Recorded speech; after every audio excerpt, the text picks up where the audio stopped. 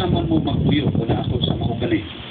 Ang tod nga murag ako nakita nga na-interest akong asawa, ingon siya nga may mayog mo kuyog ka namo at mo magtiwa sa balay. At tama ni hapon.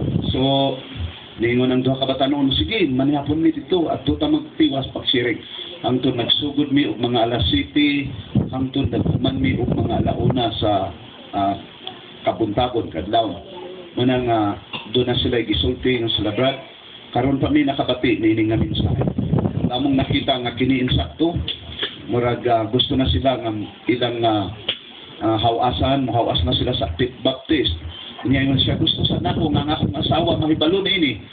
Muna nga kining mensahe dili kini para sa tanan kundi para lamang kini sa mga pangasauna ni Kristo. Sa brad ang akong ginikanan gusto ko nga masira ni pati ang akong asawa, ngayang asawa pharmacist, yan na sila pharmacia sa Mampahaw sa Camiguin Island.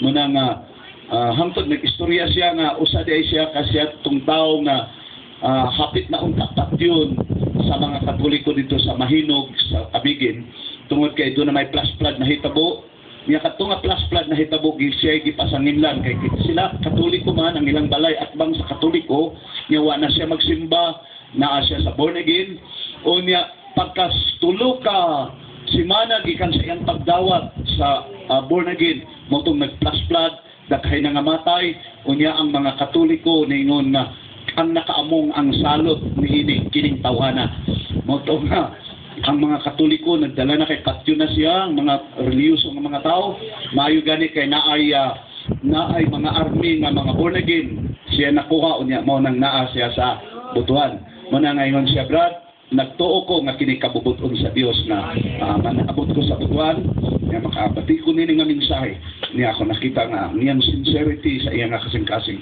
nindot yun ang iyang kadasik mo na nga mga anak sa Dios atong iadbo ako nagatuo ko nga ministry magapadayon kini og ako nalipay pag-ayo nga dili lamang dunay mga panahon dunay mga tao nga gitagana na sa Dios nga dili na maglisod unsaon pagsiya akong gitan-aw karon nga murag ang pagkabig sa mga kalag dili lisod.